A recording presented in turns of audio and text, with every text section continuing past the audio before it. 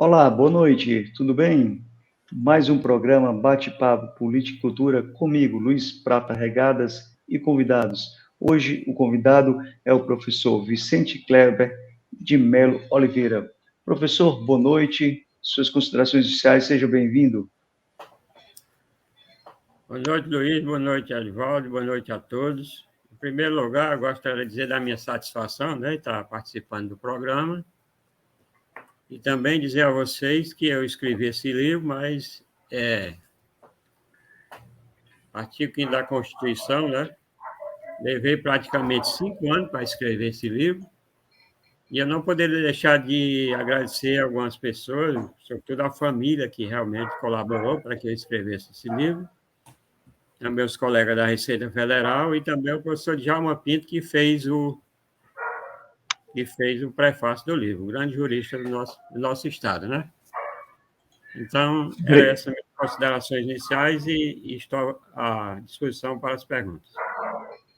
Obrigado. Então, vocês estão aqui com o professor Vicente Kleber, já adiantou o tema do programa, que é o artigo 5º da Constituição Federal Brasileira.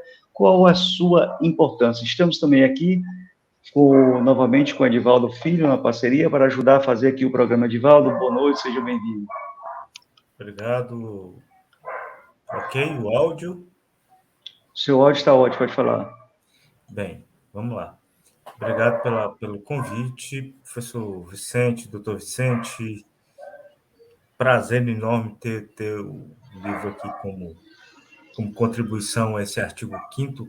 E, Luiz, eu acho que esse assunto chega num momento oportuno, né? Se o doutor Vicente fizer as suas primeiras considerações, o artigo 5º da Constituição é um... Edivaldo, agora é só para a apresentação inicial, para a gente começar a agradecer aqui quem está por aqui, como a Resiliência está por aqui dando boa noite, né, e pedir a todos que comentem à vontade, façam perguntas. Então, é só suas considerações iniciais, por gentileza. Então, assim, o artigo 5º hoje, ele é um artigo... O doutor Vicente vai nos falar sobre isso, é basilar da Constituição, né? Ele tem elementos centrais que conduzem a Constituição em um caminho que foi definido pelos constituintes, e ali a gente tem alguns princípios fundamentais, né? Então, eu fico contente em participar desse debate, em poder dar as minhas opiniões e fazer algumas perguntas ao doutor Vicente, porque o livro realmente é um livro denso, é um livro de uma pesquisa muito bem feita, né, que remonta a outras constituições, que remonta a outros momentos históricos do Brasil, e que, nesse momento que nós estamos vivendo, é um momento crucial. Beleza. Então, gente, aqui a gente tem o artigo 5º da Constituição Federal é uma das bases da ordem constitucional. É a partir daí que se erguem uma série de elementos que foram definitivos para a construção legal do Brasil pós-ditadura. Devido ao processo legal, habeas corpus, direito constitucional, direito do consumidor, entre outros, né, este livro deve reproduzir boa parte do que está embasando a gente, quer dizer, deve não, só deve ter feito um aparato todinho, mas antes de entrar no livro, eu quero saber assim, qual a importância do momento que a gente está vivendo, do artigo 5º para o momento que a gente está vivendo no Brasil, principalmente desse ataque, desse terrorismo à democracia. Bem, Luiz, em primeiro lugar, eu gostaria de, antes de chegar no artigo 5º, fazer uma análise preliminar sobre todos os dispositivos que estão aí no início da Constituição, desde o artigo 1º, porque até vou passar também por essas perguntas que vocês fizeram. O 2º, o 3º, o 4º não tem muita importância, e o 5º, que é o que eu vou falar. Então, por favor, você coloque aí o holograma, né? Mas, professor, fala assim, não constitucionalmente, para o senhor, qual a importância do artigo 5º? Né? Sim, a importância, se você disse assim, qual o artigo mais importante da Constituição Federal de 88? É o artigo 5, porque ele é, digamos assim, o coração da Constituição. Eu, aliás, disse isso lá no sindicato, e depois sofri um infarto, viu? Mas já estou aqui em pé para poder falar sobre ele. Então, veja, o artigo 16 da Declaração do Direito do Homem e do Cidadão, que está aí citado no livro, diz o seguinte: a sociedade que não esteja assegurada a garantias do direito, nem estabelecida a separação dos poderes, não tem Constituição. Então, está aí a importância dos direitos e garantias individuais que estão no artigo 5º. E depois, no próprio artigo 60, parágrafo 4º, ele vai dizer quais são, que trata das emendas constitucionais, ele diz que não pode ser objeto de emenda. A forma federativa, né, o voto secreto, direto, universal, etc. A separação dos poderes, certo? E os direitos e garantias individuais. Então, você veja que já fechou aí a importância do artigo 5º da Constituição, até porque ele fala da vida, da liberdade, da igualdade, da segurança e da propriedade, né? Então, esses dispositivos, inclusive, eu fiz uma análise deles desde a Constituição de 1824, né? Naturalmente, nem todos naquela época já estavam contemplados. Por exemplo, a vida só veio constar a partir da Constituição dos 46. O mandado de segurança só veio constar a partir da Constituição de 1934, né? Então, aí você vê nesse gráfico, inclusive porque ele diz assim, ó, a República Federativa do Brasil é formada pela união indissolúvel dos Estados, do município federal, constitui um Estado democrático de direito, olha aí o que você me perguntou, democracia, né? E tem como fundamentos a soberania, a cidadania, a dignidade da pessoa humana, os valores do trabalho e da livre iniciativa, ou seja, você está contemplando aí nesse dispositivo o caráter social e liberal do Estado, né? E o pluralismo político, né? E no parágrafo 1 diz o seguinte: o poder emana do povo, que exerce por meio de representantes eleitos, né?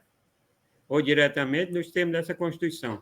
No parágrafo 1 que está justamente o quê? A democracia representativa, que inclusive está em xeque agora, e a participativa, que está lá no artigo 14, que é o referendo, plebiscito, né? E todos esses demais instrumentos da democracia participativa, né? Daí a importância dele. E também porque ele fala, né? A vida, que é o bem maior a ser protegido, né?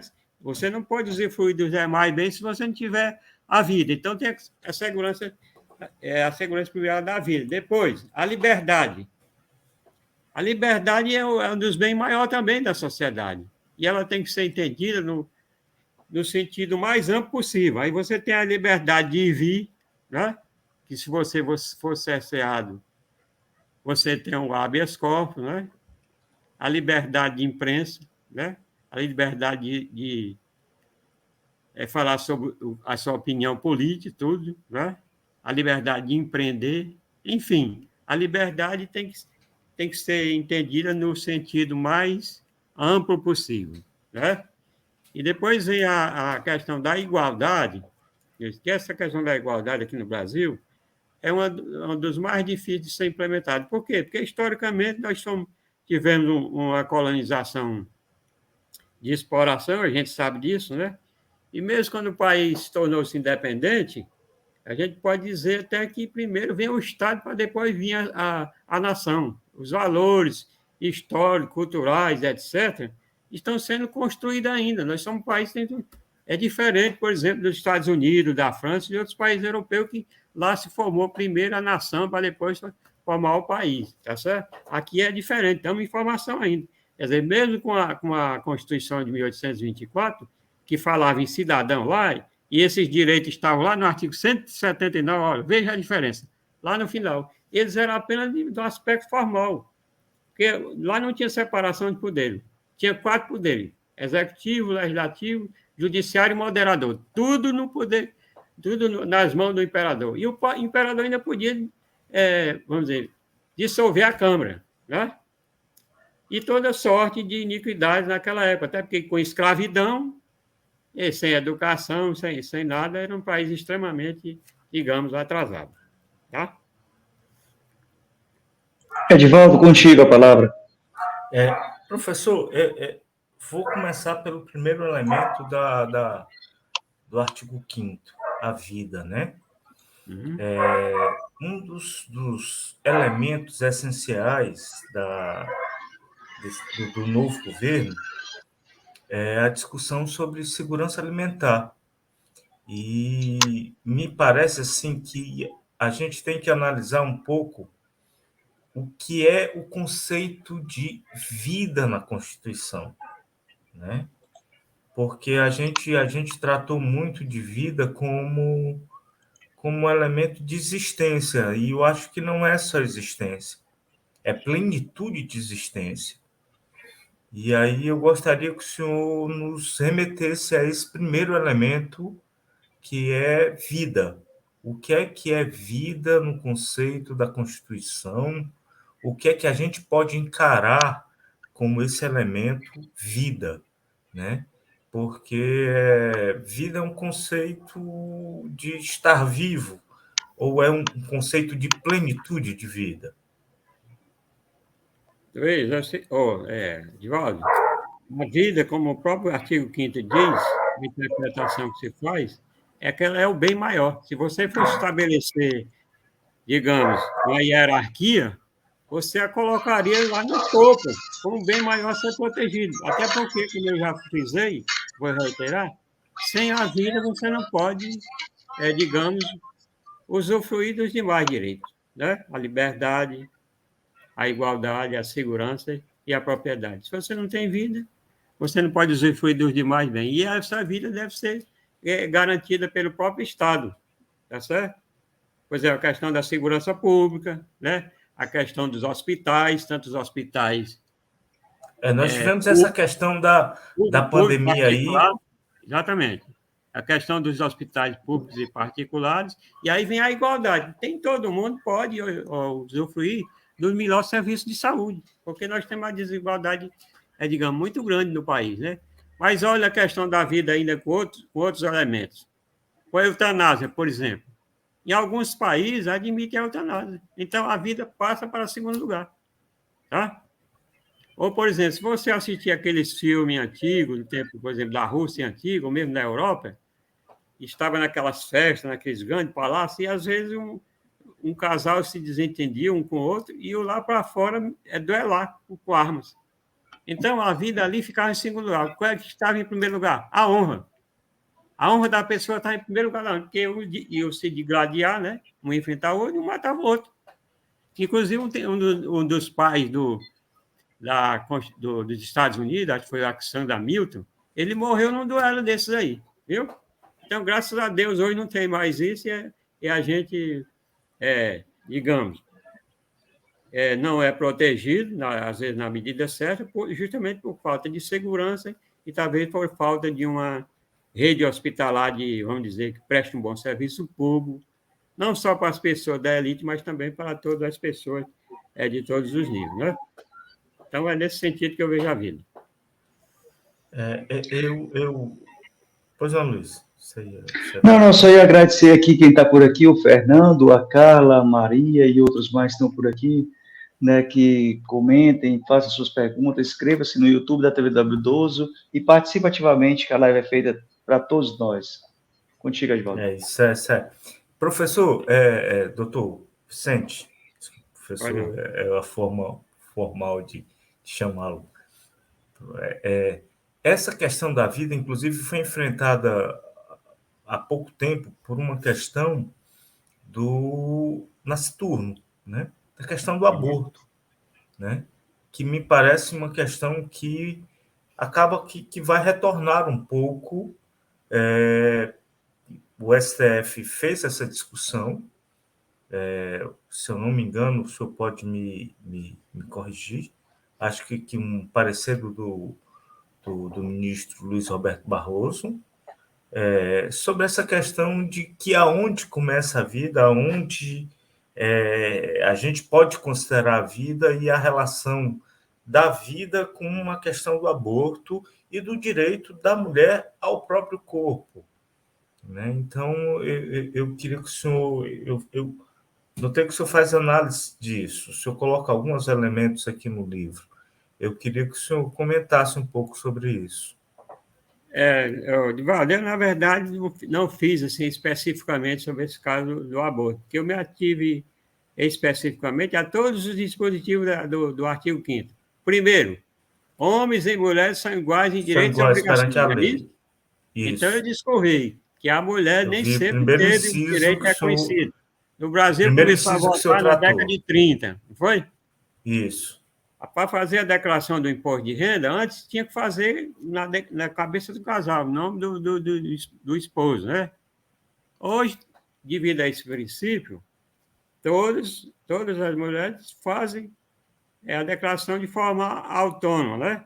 E também concorre aí em pé de igualdade com o homem, em concurso público e tudo, embora na iniciativa privada existam algumas distorções, porque os salários deveriam ser iguais, inclusive pelo artigo 7º, né? A gente está falando no artigo 5º, mas o importante também é o artigo 6º, que é dos direitos sociais, e o artigo 7º, com os direitos trabalhistas. Eu só queria dizer a vocês, pelo Código Civil, a lei protege o direito desde o nascituro, né? Então, quer dizer, então, a princípio deveria proteger o direito desde o nascituro, mas eu não fiz essa questão especificamente do Mas aborto. qual é a opinião do senhor especificamente como estudioso? Porque o livro é um livro denso, viu, Luiz? Para a gente chegar ao final do livro aqui, Exatamente. Então, qual é o demora, dispositivo? é Olha, o inciso a segundo. inciso. O Quem segundo. pegou o livro aqui, Veja, é Edvaldo. inciso a inciso e O inciso 2. questionamentos que foram as modificações. Pois é, o inciso 2. Você só está obrigado a fazer ou deixar de fazer alguma coisa se não em virtude da lei. Não é isso, inciso 2? Exato, 2. Então, tu tem que estar de acordo com a lei. Se o Código Penal diz que a lei tem que ser aplicada assim, tem que ser aplicada assim. Agora, você não pode, nem mesmo o ministro do Supremo Tribunal Federal, interpretar a lei da moda da cabeça dele. Você tem os princípios da hermenêutica jurídica. O literal, o teleológico, o sistemático, não é isso? O lógico sistemático. Aí não pode dizer, eu vou interpretar isso aqui porque tal país lá adota esse sistema e lá a justiça é célere, resolve-se os processos lá muito rápido, então eu vou adotar isso aqui. Não pode. Você tem que pegar os princípios na Constituição, nas demais leis que a regularam, né? Na doutrina, na jurisprudência, e subsumir aquele fato que ele está analisando, a norma jurídica que ele está fazendo, e não fazer da cabeça dele. Quer dizer, hoje está havendo uma distorção da questão da interpretação do direito, viu? E se você verificar lá nos Estados Unidos, a Suprema Corte dos Estados Unidos, tem lá, Equal Justice on the Law. Mais ou menos, não sou muito bom no inglês. Ô, professor. Só para dizer, Luiz, você tem que fazer a justiça sob a lei. Então, você tem que obedecer à lei. Se o Código Penal diz que é crime abortar, então tem que se cumprir o Código Penal. Por quê? Eu falei na democracia representativa, porque você votou lá no Congresso, votaram em seu nome e aprovaram aquela lei naquele sentido. Agora, tem que ser uma boa interpretação da lei. Mas vamos falar sobre o seu estudo. Vou botar aqui na tela a capa do livro, para o senhor nos dizer, né, o que o levou a fazer esse livro, né, e depois o senhor falar um pouquinho, fazer um pequeno resumo do que trata o livro. Capítulo por capítulo, depois a gente vai fazendo perguntas sobre essas outras partes que o Edvaldo leu mais. E assim também pedir aos nossos ouvintes que façam sua pergunta acerca do livro, para que o senhor possa falar e fazer com que as pessoas sintam vontade de comprar o livro, professor. Pois não. Bem, então, veja, o ano era 2014, quando eu li um artigo no jornal O Povo, do jornalista Plínio Bortolotti. Inclusive, eu mandei o livro para ele ontem, viu? Pelo correio. Não sei se chegou. Então, ele publicou o seguinte artigo: mandado coletivo contraria a Constituição.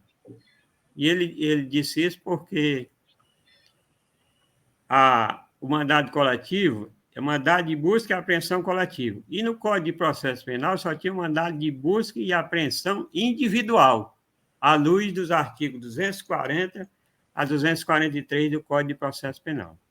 Então, ele disse que aquilo era uma excrescência jurídica, até porque, se tivesse que mandar a justiça expedir um mandado, tinha que ser um mandado de busca e apreensão individual para determinada casa, determinado domicílio, né? E, no caso, a justiça estava mandando emitir os mandados de busca e apreensão coletiva para toda a área da cidade, subúrbio, né? Comunidade, etc. E aí ele disse o seguinte, que aquilo estava sendo uma excrescência jurídica e pedia auxílio a alguém da OAB, jurista, etc., para enfrentar aquele tema. E aí eu enfrentei o tema sob o seguinte aspecto. Ora, em primeiro lugar, os direitos individuais ou fundamentais não são absolutos. Quando você está diante de vários princípios, você tem que fazer o sopesamento, a ponderação, a flexibilização desses princípios. Isso é assente tanto na doutrina como na jurisprudência, tá? E depois, você tinha que confrontar o direito do domicílio, que é o artigo 5º, inciso 11, que diz assim, a casa é o asilo inviolável da pessoa, dela só podendo penetrar com a autorização do morador, né? A não ser em caso de flagrante delito ou desastre, né? Ou para prestar socorro, e de dia por autorização judicial, né? Então, você tem que cumprir isso aí. Então, com o mandado de busca e apreensão genérico, ele entendeu que estava sendo vulnerando esse artigo 5º, inciso 11. Aí eu percebi que o 144 diz o seguinte, que fala da segurança pública. Diz o seguinte, a segurança é dever do Estado, mas, ao mesmo tempo, direito e responsabilidade de todos. Tá?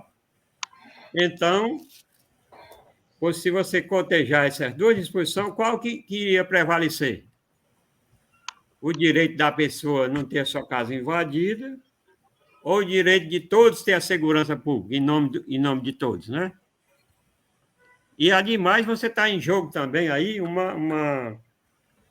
conflito entre o, digamos, o direito individual dele e o direito social de prestar toda a segurança para o Estado. Tá? E também a administração pública, a polícia é do Poder Executivo, ela tem que agir rápido para poder solucionar esses casos de crime de segurança. Então, todos esses dispositivos fez com que eu convencesse o jornal, também uma colega da OAB, que participou do debate, e eles aceitaram a minha tese. Então, a partir daí, inclusive, publiquei um trabalho na época, eu disse, olha, Mas foi uma discussão que levou, acho que mais de um mês, a gente perguntando as ideias um do outro, né? E até eles se convencerem e aceitar a legitimidade de, mesmo não tendo expressamente no Código de Processo Penal, a interpretação dada que se poderia, para preservar esse princípio da segurança de todos para todos, da expedição do mandado de busca e apreensão. Por quê? Porque os ilícitos não estavam, ninguém sabia qual era a casa que estava. A casa de A, B ou C. Poderia estar em qualquer um deles.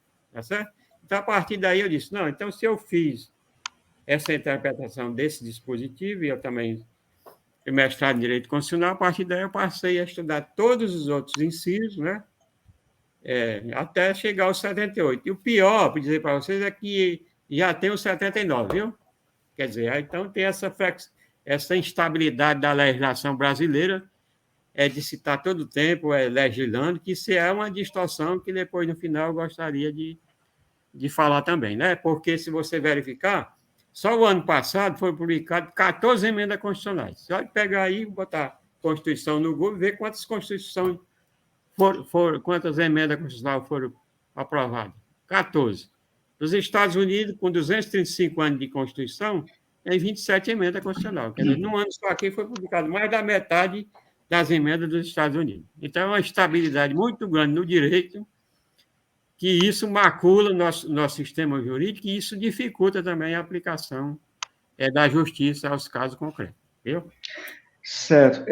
Gente, estou esperando a pergunta de vocês, e não se acanhe, não. Edivaldo, contigo mais uma pergunta aí. Professor, eu vou um pouco agora para a minha área. Sou jornalista, estou estudando direito também, mas eu acho que essa questão da liberdade de expressão hoje, no momento em que nós estamos vivendo, nesse, nessa situação do país, ela precisa ser discutida, né? Eu li recentemente um livro de um jornalista e jurista norte-americano, citado pelo Lewandowski, que é o Fizz, Owen Fizz, sobre a liberdade de expressão, em que ele faz uma provocação, né? Essa liberdade de expressão, ela é um direito individual ou um direito coletivo, né? Um direito individual no sentido de que é o direito de eu falar o que eu quiser, ou é um direito coletivo no sentido de que pessoa, cidadão, tenho direito à informação, né? Então, essa discussão, inclusive, é enfrentada nos Estados Unidos pela primeira emenda, né? Essa questão da liberdade de expressão, ela é hoje um elemento chave, acredito, no judiciário, como ativismo jurídico também, mas essa questão, me parece uma questão chave. Sei que o senhor talvez não tenha colocado, até por uma circunstância histórica, o livro saiu antes dessas situações todas, mas eu queria ouvir a opinião do senhor sobre essa questão. Olha, eu entendo que a liberdade de expressão é uma, digamos, uma liberdade Vi, inclusive, que individual. o senhor fez questionamentos com relação à questão da censura, de como isso foi enfrentado, da Ah, sim, liberdade de exatamente. imprensa, Exatamente. né? Porque antigamente, nos jornais, inclusive você falou aí, já que você é jornalista, aqui diz assim, ó, assegurado a todos o acesso à informação e resguardado o sigilo da fonte quando necessário o exercício da profissão, né? Que é justamente o caso do jornalista, que tem que preservar o sigilo da fonte, né? Até porque, dependendo da informação, você não poderia causar, digamos, um problema sério, né, na administração, no Estado, dependendo dessa informação. E eu defendo a tese, inclusive, que você só poderia divulgar se fosse, digamos, uma informação que você colheu na fonte e pudesse causar um grande desastre, sei lá, vamos explodir uma hidrelétrica, sei lá, uma coisa assim. Então, nesse caso, eu acho que o jornalista poderia até revelar fontes sob pena de acontecer um desastre muito grande no país, né? Mas isso é uma exceção. Mas eu entendo que a liberdade de expressão é uma liberdade individual que deve ser exercida, digamos, plenamente, mas, ao mesmo tempo, volto a dizer, todos os direitos individuais, não são absolutos. Então, você pode falar o que você quiser sobre a política, sobre como o seu país está sendo administrado ou não está certo, está errado, dizer que determinado administrador não está governando bem, ou etc. Mas desde que você esteja dentro do plano da licitude da legalidade. Você, por exemplo, não pode atingir a honra, né?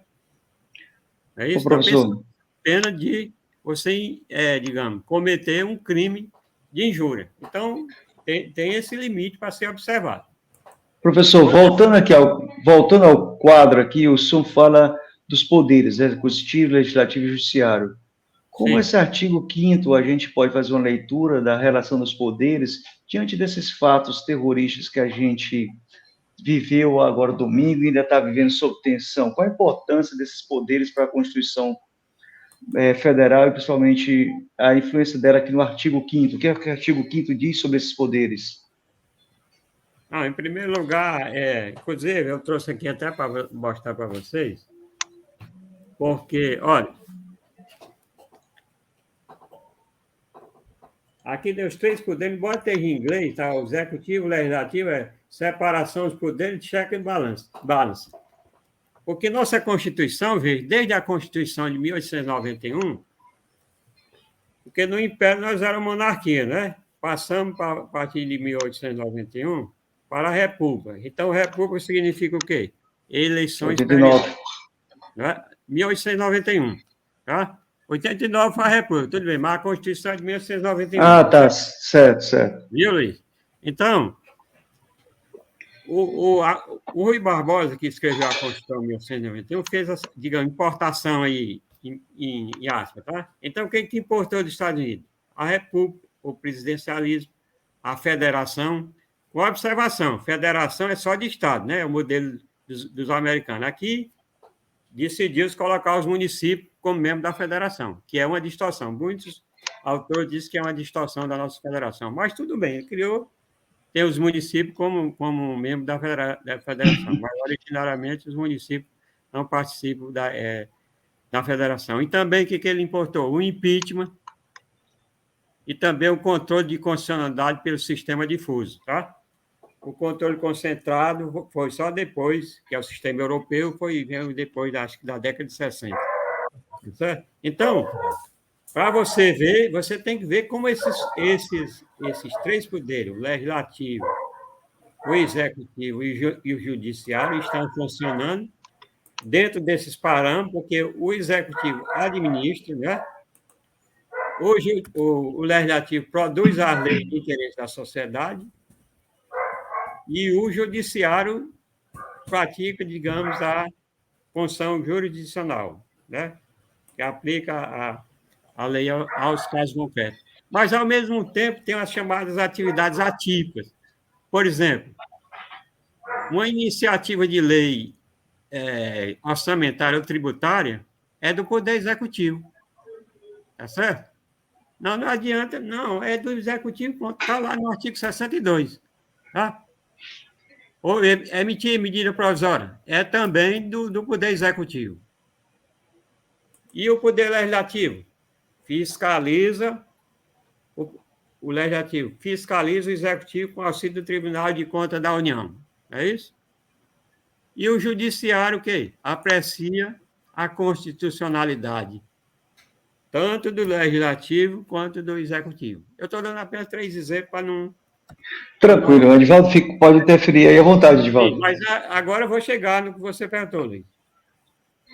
Se praticou crime, tem que ser apurado. Agora tem que se garantir o direito dos presos. Por exemplo, está lá, aqui está no artigo 5º. A pena tem que ser individualizada por cada um. Tá certo? Se a prisão, digamos, se a prisão for ilegal, o juiz relaxa a prisão. Né? E se vai prender, vai julgar, tem que ter o devido processo legal. Né? E o que tem que considerar também? Princípio do contraditório e da ampla defesa. Então, é isso que tem que ocorrer. Isso que houve lá... Deixa eu pegar aqui a Constituição de 1967 para mostrar a vocês. Eu separei. O artigo 153, parágrafo 15, diz, a lei assegurará aos acusados ampla defesa com os recursos a ela inerentes. Não haverá foro privilegiado nem tribunal de exceção. Então, quando ele usa aqui acusado, você já entende que acusado é o réu que pratica um crime. Então, quando vê a Constituição de 88, ele botou aos litigantes em processo judicial e administrativo é assegurado o contraditório e ampla defesa. Então, você vê aí o avanço. Embora você critique que a Constituição é muito extensa, né? Ele já deu essa amplitude, porque antes podia se fazer muitas atividades na administração pública, ou no policiamento, etc., na arbitrariedade, com esses dispositivos se garantiu que se cumprisse o contraditório e a ampla defesa. Então, independentemente, pessoal, do regime jurídico que está vigindo, se é de direita, se é de esquerda, se é de centro, tem que se cumprir a Constituição, pronto. Então, é isso que tem que haver. E não, digamos, enveredar para o campo pessoal. Se você faz isso de acordo com a Constituição, com o Código Penal, e faz a interpretação de acordo com os princípios da hermenêutica jurídica, e não com a cabeça dele, tá? Aí você está praticando justiça. Fora disso, Fora disso, é distorcer o sistema. Professor, eu acho que esse sistema, Edivaldo, agora eu passo a palavra para ele novamente, foi bastante distorcido nos últimos tempos, por isso que o judiciário perdeu a credibilidade. Edivaldo, é contigo a palavra. Eu vejo da seguinte forma, doutor Vicente. Acho que a gente tem um sistema jurídico, uma Constituição que é bem vasta, mas, porém, acho que até pelo momento jurídico, momento histórico, não jurídico, momento histórico, era necessário que assim fosse feito. E aí o senhor tem talvez mais propriedade para falar isso que eu. Mas era preciso que ela colocasse alguns dispositivos e explicitasse os dispositivos de forma a que se compreendesse. Por exemplo, nós não chegaríamos à ampla defesa, ao habeas corpus, à questão do direito ao consumidor, por exemplo. Direito ao consumidor está na quinta, no artigo 5º. Isso foi uma inovação que não existia, não se pensava isso em 1988, em 1989, como se pensaria direito do consumidor. Isso era uma coisa abstrata, né? E diversos elementos que estão no artigo 5º foram pensados pelo Constituinte de uma forma que, ao depois regulamentarmos, percebemos a inovação que havia ali, né? Vou citar o direito do consumidor como uma questão fundamental, mas o direito ao juiz natural, o direito à ampla defesa, o direito à liberdade de expressão, foram coisas que estavam, Luiz, ali naquele momento que, historicamente, talvez a minha geração tenha conseguido lutar para que isso fosse regulamentado, mas que naquele momento foram essenciais. E eu percebo o artigo 5º como um elemento fundamental da Constituição, né? Talvez não seja à toa que o Constituinte tenha pensado ela no início da Constituição. O professor o doutor Vicente pode citar, por exemplo, artigos que estavam lá no artigo 158, mas ao fim de outras constituições. Na Constituição de 88, ela veio ao início, como um elemento basilar, que é aquilo que a gente chama de uma cláusula pétrea, uma coisa que não pode ser modificada, né? E tem elementos ali que são fundamentais. Quando a gente vê essa situação atual, sabe, Luiz e doutor Vicente, de ataque à democracia, a gente às vezes questiona o Supremo, questiona algumas decisões, o ativismo jurídico, mas é com base na Constituição, no direito da ampla defesa, no direito das pessoas de terem um julgamento justo no tribunal do júri quando cometerem crime. São direitos basilares. E aí eu volto ao professor, ao doutor Vicente. Essas questões que estão hoje, me parece que há uma crítica assim, é muito extensa. É extensa por necessidade, é extensa porque nós precisávamos que fosse extensa, ou, assim, é diferente de uma Constituição norte-americana que é secular, né? Ela tem um formato jurídico diferente, né? Nós estamos tratando aqui de um direito de costumes e de um direito diferenciado, que é o direito brasileiro, que tem base mais no direito, talvez, alemão. Mas eu pergunto ao senhor, assim, doutor Vicente, qual a importância que o senhor dá a esse artigo 5º nessas coisas que foram conquistas posteriores, né?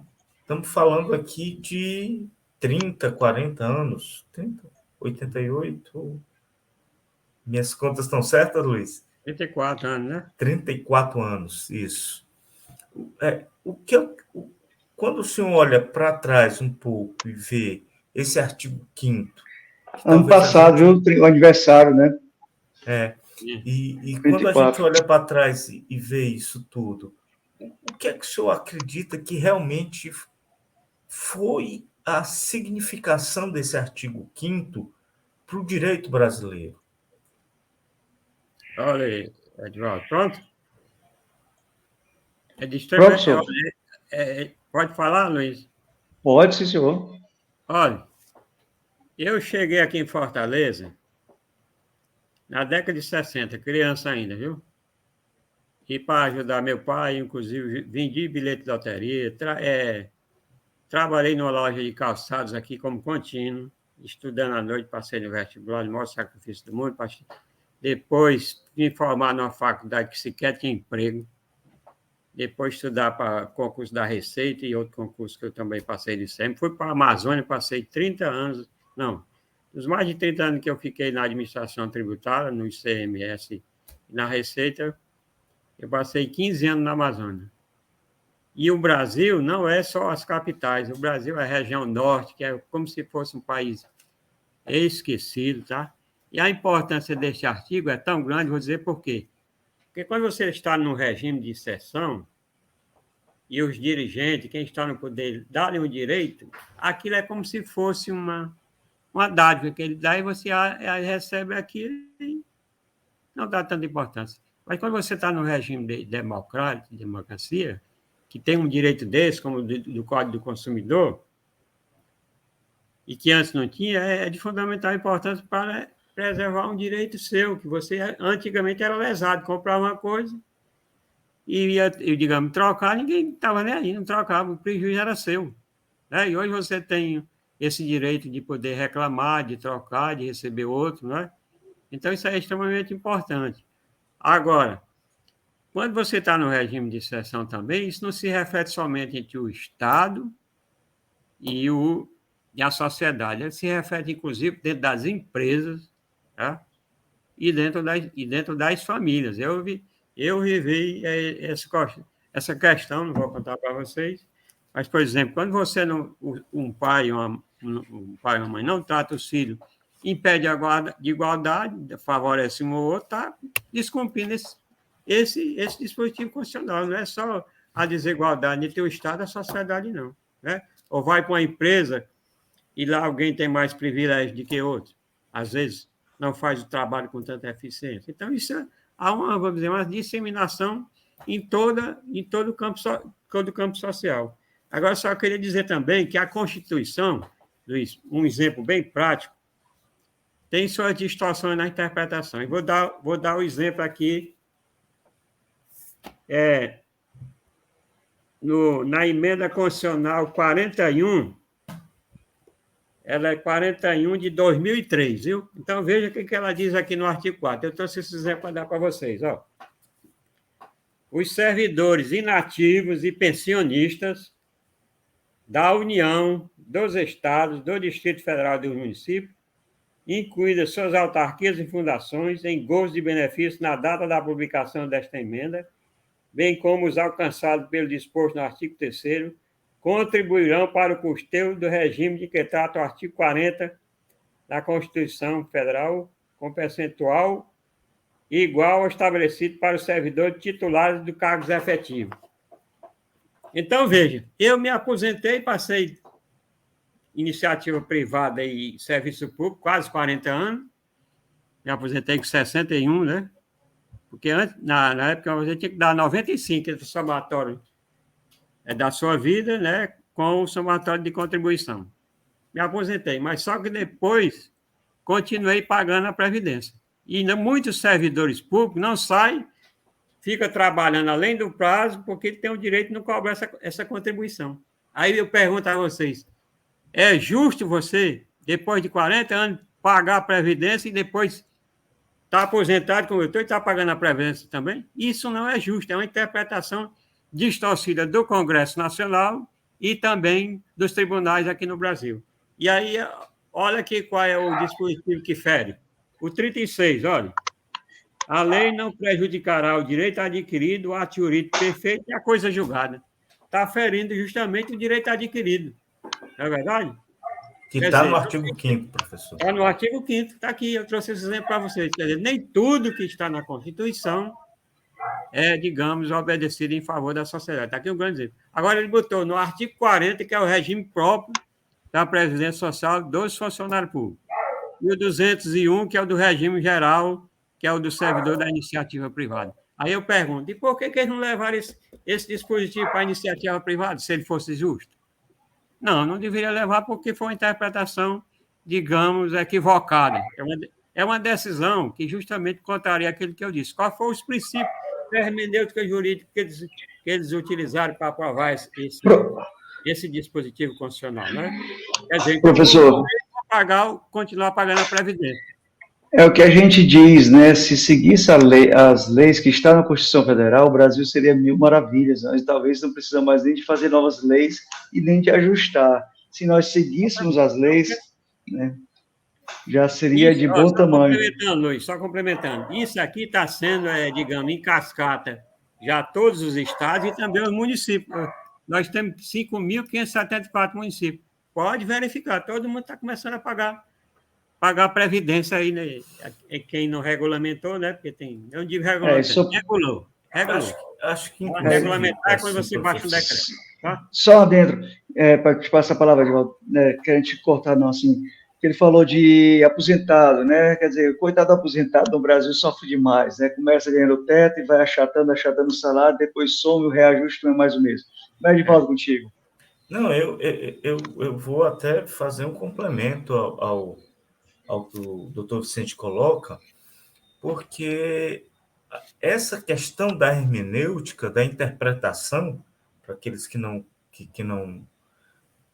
trabalham necessariamente com o direito, né, com a interpretação do direito, o direito não é só a letra pura da lei, né? Tem uma interpretação aí, e às vezes essa interpretação o que acaba, de alguma forma, fugindo à ideia do constituinte, né? A gente acaba tendo, o doutor Vicente sabe perfeitamente disso, o poder legislador ele é um poder fundamental nessa construção. E aí, às vezes, na hora da aplicação da lei, não se leva em conta o que pensou o legislador. Leva-se em conta aquilo que o, o operador da lei ali, no caso o juiz, o ministro, fazem isso. Mas tem coisas que a gente, por exemplo, a gente teve uma dificuldade enorme, Luiz, nessa questão do transitado em julgado. Lembra dessa discussão? Sim. O que é transitado em julgado? É a terceira, é você acabar os recursos, é você não ter mais direito. Essa discussão, a gente acabou esquecendo um pouquinho, mas essa discussão foi uma afronta à Constituição muito clara, porque você transitar em julgar significa o quê? E aí o professor, o doutor Vicente pode me dizer isso. Eu não tenho mais direito a nada. Cheguei a todos os recursos, fechou tudo, eu não tenho mais. A gente chegou a um momento em que transitado em julgado era a segunda instância. E isso era uma afronta muito grande à Constituição. E a nossa Corte Suprema aceitou isso, colaborou com isso. E nós tivemos uma questão política séria por conta dessa divergência de posição, como o professor, como o doutor Vicente está falando, com relação aos aposentados, leituras, né? Eu acho que, às vezes, a lei está lá, ela é muito clara, ela está muito bem estabelecida, mas a gente, às vezes, a gente não, né? Os operadores do direito, às vezes, fazem discussões que eu me permito dizer que eu não compreendo. Né? A gente não compreende. Transitado em julgado, para mim, é final. Transitado em julgado não é quase final. Né? Ninguém ganha um jogo aos 35 do segundo tempo, se ganha um jogo ao final do segundo tempo, né? Então, assim, eu acho que tem questões que precisam ser rediscutidas. O judiciário tem seus limites, o poder legislativo tem seus limites e o poder executivo tem seus limites. A gente precisa estabelecer uma melhor moderação desses poderes, né? Na leitura, o artigo 5º, olha, todo brasileiro, doutor Vicente e Luiz, deviam conhecer o artigo 5º nas escolas, ali, lá na base, sabe? No ensino fundamental e no ensino médio. É porque é a base do direito. É o que você tem de mais elementar. Quando o professor fala inciso a inciso, é porque cada inciso do artigo 5º é fundamental. Tudo que está ali é a base, é o princípio do direito, sabe? E o Yaren dizia que na luta pelo direito, a espada, a balança sem a espada não vale nada. E a gente, às vezes, esquece esse elemento, sabe? Professor, eu faço só esse comentário porque o livro que o senhor nos apresenta é de uma importância muito grande no foco, no olhar e na luz que dá a essa questão do artigo 5º. O artigo 5º ele é basilar, ele é princípio, é uma coisa que o brasileiro... Mostra o livro, Edivaldo. Eu estou com ele aqui. E a gente vai para os minutos finais, viu, gente? Lembrando. Aqui comigo, isso. Professor. Tenho lido e tenho aprendido muito. Luiz e Edivaldo, olha, vocês tocaram no ponto, eu tinha marcado até aqui no livro, tá? É aqui na página 249. Aqui. Opa, peraí. Deixa eu ampliar o senhor, professor. Espera aí só um segundinho, ampliar agora. Tem um quadro mnemônico aí que eu mostro justamente as 4 etapas do artigo 5º, inciso 57, que diz: ninguém será considerado culpado até o trânsito em julgado da sentença penal condenatória. Tá? Então, o Supremo mudou de entendimento várias vezes e eu fiz esse quadro mnemônico para as pessoas que compraram o livro entenderem. E eu, inclusive, citei, por exemplo, o julgado como habeas corpus 8586 Rio de Janeiro, com o nome do relator, por exemplo, Ellen Grace, o Roberto Eros Grau, o Teori Zavascki, que até já faleceu, né? E no último caso foi 3 ADC que ensejaram essa última discussão. Uhum. Só resumindo, até de 88 até 2009, eles entendiam que já podia fazer a execução da pena na segunda instância, né? Pelo colegiado, por exemplo, Tribunal Regional Federal. Depois de 2009 a 2016, mudaram o entendimento, aí só com o trânsito julgado, somente com a apreciação dos recursos ao STJ, o recurso especial, ou extraordinário junto ao STF. Depois mudaram para a posição primeira, foi de 2016 a 2019. Né? Voltaram mudaram para prender o Lula, para tirar das eleições, deixar bem claro, também dá uma dúvida. E depois, a leitura política, né, que nós temos.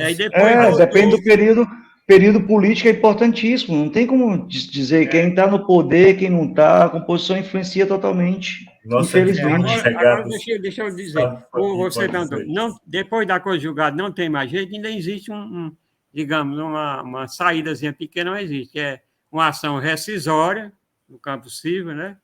Ou então a revisão criminal. Digamos que quem fatos posteriores podem revogar, né? Ou então, professor, ainda pode ter o presidente ainda pode passar a mão por cima, não? Dizendo, não pode dar um indulto. Mas é o que aconteceu, né? O presidente pode dar um indulto, né? E pronto. Né? Ninguém pode negar isso. Não, Luiz, eu estou fazendo aqui a coisa como deve ser, né? Se tem eu sei, mas o senhor está falando que tem outros processos na Constituição que abrem brecha para isso, né? Não, mas no caso aí, Luiz, deixa eu dizer, não seria nesse caso. Por exemplo, ele verificou, por exemplo, que o juiz era incompetente. Você não falou no juízo natural? Ou então que houve fraude algum, ou que depois veio uma prova que não tinha sido vista no processo. Tá? Então, ele podia modificar aquela Sim. decisão.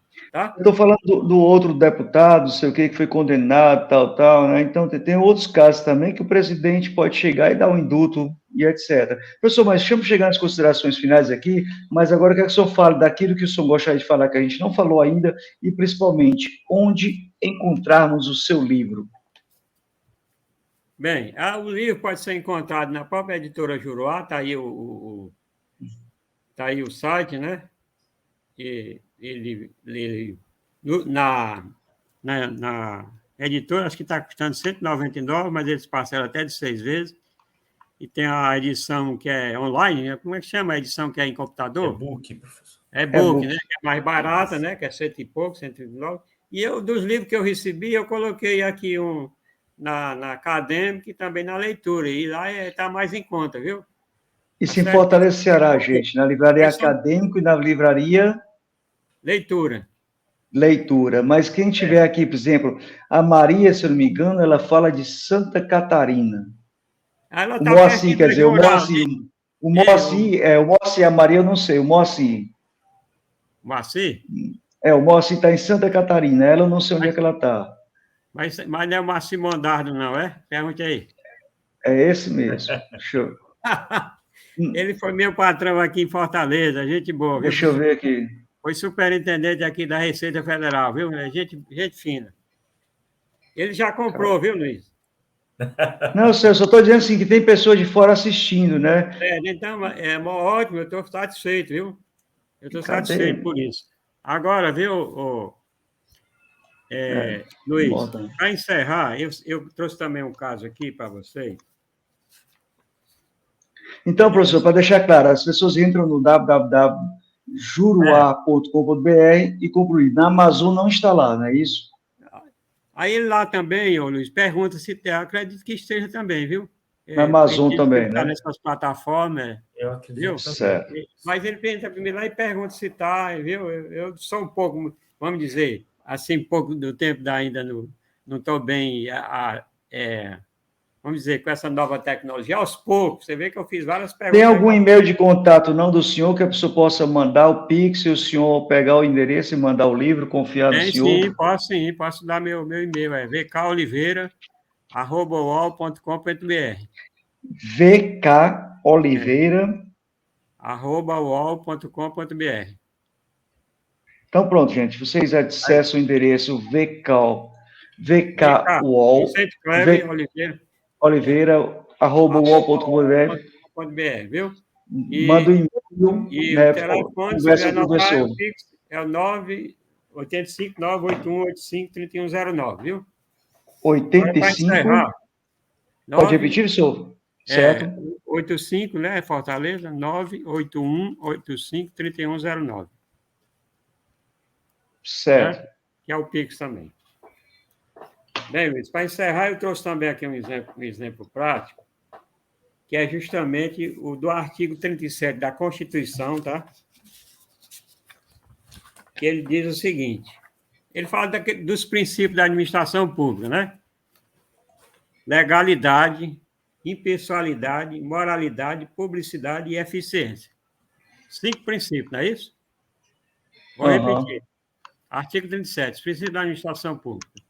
Legalidade, impessoalidade, moralidade, publicidade e eficiência. 5 princípios. Quando você vai para a lei geral, eu acho que eu me perdi aqui, viu? Então, ela já vem com vários outros princípios.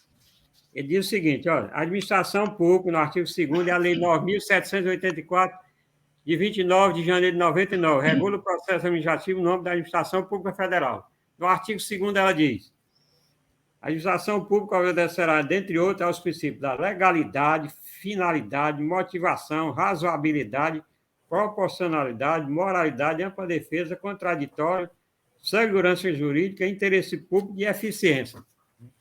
11 princípios, tá? Agora vamos Para a lei de licitação, artigo 5º, diz assim: na aplicação da lei serão observados os princípios da legalidade, da impessoalidade, da moralidade, da publicidade, da eficiência, do interesse público, da probidade administrativa, da igualdade, do planejamento, da transparência, da eficácia, da segregação de funções, da motivação, da vinculação ao edital, do julgamento objetivo, da segurança jurídica, da razoabilidade, da competitividade, da proporcionalidade, da celeridade, da economicidade e do desenvolvimento nacional sustentável, assim como as disposições do Decreto-Lei 4.657, de 4 de setembro de 1942. Lei de Introdução à Norma do Direito Brasileiro, que é a antiga Lei de Introdução ao Código Civil. Então, Luiz, só para dar um exemplo, você pega, esse aqui tem 22 princípios. Então, veja a dificuldade que você vai ter, digamos, para interpretar um caso e aplicar 22 princípios, né? Então, porque nós somos, o nosso sistema é o civil law, né? Que tem a origem do romano e germânico, né? Que é aquele que tudo acha que tem que legislar. Só falta legislar para você atravessar uma rua, então, para poder respirar, né? E já o common law, que é dos países anglo-saxões, é aquele que prevalece os precedentes judiciais, como os Estados Unidos, como eu falei no início, 235, a Constituição dos Estados Unidos foi emendada 27 vezes. Então, é preciso a gente tentar mudar. É difícil eu aqui, como simples estudioso de direito, dizer como se faz isso. Precisaria um debate muito grande com todas as instituições, os poderes, né?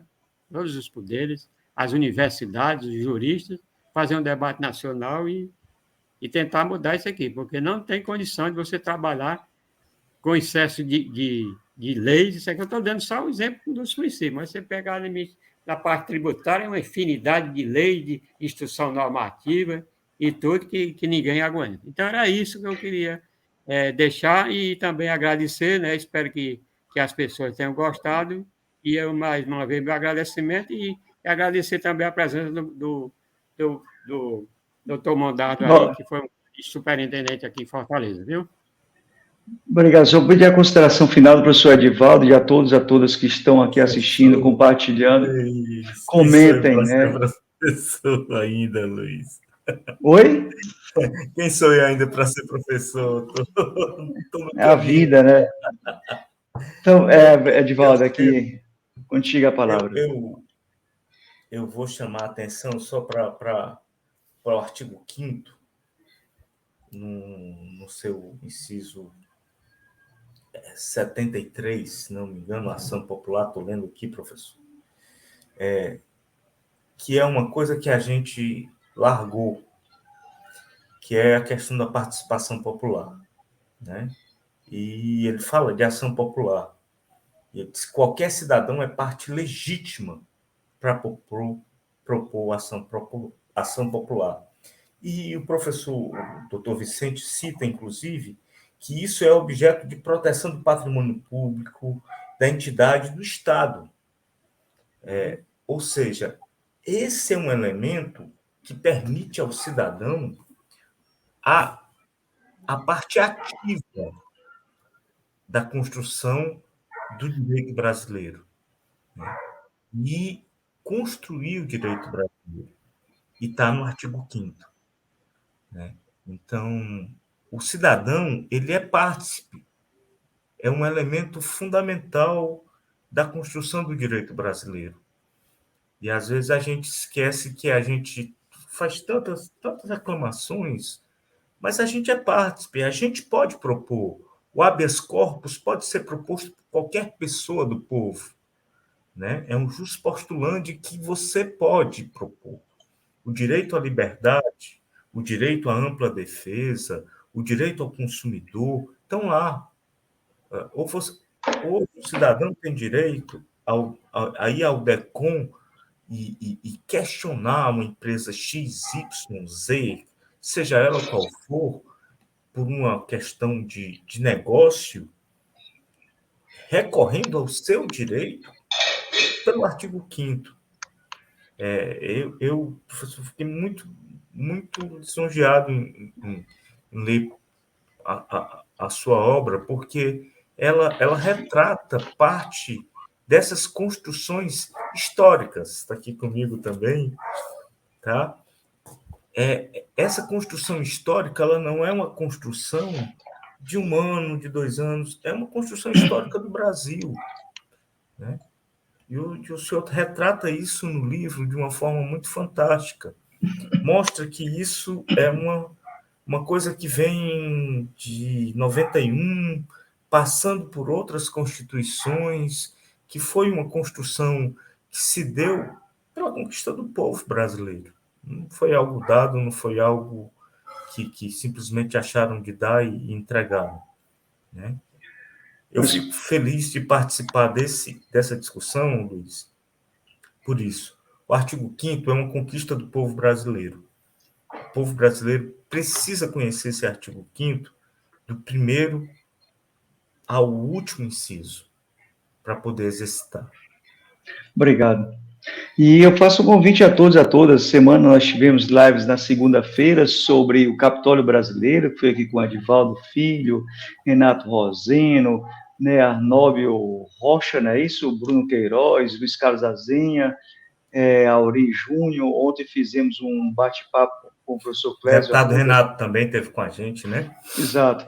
Né, então, o canal, ontem o professor Clésio Arruda também esteve aqui debatendo sobre os momentos brasileiros. Nós tivemos lives aqui com o doutor Zanin, advogado, padres Júlio Lancenotes, pastores, de vários segmentos nós estamos aqui no canal. E hoje com o professor doutor Vicente Kleber, lançando, né, o seu livro aqui virtualmente. Professor, eu queria agradecer ao senhor e suas considerações finais, por gentileza.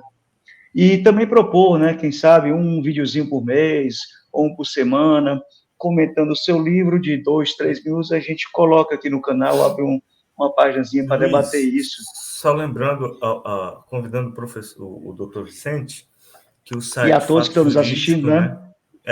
O site Fato Jurídico também, que trata dessas questões jurídicas, que eu faço a edição, também está à disposição para qualquer tipo de manifestação. Comentários jurídicos. Pedir a todos que divulguem bastante o canal e também leiam o site do... Como é que é, Edivaldo? Agora... Fato Jurídico. Fato Jurídico, não é forte, né? Fato. Professor Vicente, com o senhor, as considerações finais. Luiz, depois, se puder, você manda para mim aí esse endereço, tá bom? Eu agradeço. Bem, eu mandei o endereço ao senhor hoje, quando eu divulguei a live, dizendo que estava sendo divulgado lá pelo amigo Edivaldo. É aquele mesmo endereço. Tá certo, agradeço. Ei, Luiz, eu só tenho que agradecer, porque eu sou mais, digamos, um professor, mas sou mais um pesquisador, né? Para escrever esse livro, como eu disse, passei praticamente 5 anos aqui, perto dos meus livros, tentando entender esse artigo tão importante, como o próprio Edivaldo falou aí, que eu disse que era o coração da Constituição, e depois sofreu um infarto, né? Que você ligou para mim, eu estava no hospital. Então, vai de qualquer forma, é o artigo... porque a live era para ter sido bem antes, né, na comemoração da Constituição Brasileira, era né? Era para ter sido em outubro do ano passado, e, rapaz, na hora que o Luiz ligou, eu estava no hospital já para me deixar... Na comemoração da Constituição Brasileira. Foi, no dia 5 de outubro. Imagine a situação, né? Eu fui para o hospital, não pude mais nem sair, eu não desejo isso para ninguém, e estou me recuperando ainda. Agora, Luiz, tem outros projetos aí, que publicar outras matérias, né? Até no direito tributário, que é o meu campo maior, né? Eu saí do campo do direito constitucional por causa desse caso que eu contei, né? Mas como o sistema tributário está lá na Constituição também, né? Você não pode esquecer que é um dos pontos fortes também do direito. Então, eu só reiterar meu agradecimento, né? E espero que as pessoas tenham gostado e que, a partir de agora, deem atenção ao artigo 5º da Constituição e cobrem de quem de direito os seus direitos que estão aí assegurados ao cidadão e à cidadã brasileira. É isso que eu tenho a dizer. Mais uma vez, muito obrigado. Obrigado. E que compre o livro e que inscreva no canal e assista o canal. Desculpa pelo tempo, passou bastante da 1 hora, vamos tentar centralizar mais na 1 hora. Mas a todos vocês, uma boa noite, obrigado, professor Vicente, obrigado, Edivaldo, né? Obrigado a todos e a todas que nos assistiram e que irão nos assistir. Comentem à vontade, que isso ajuda o vídeo a ser visto por mais e mais pessoas. E divulguem. Obrigado, uma boa noite. Tchau, tchau.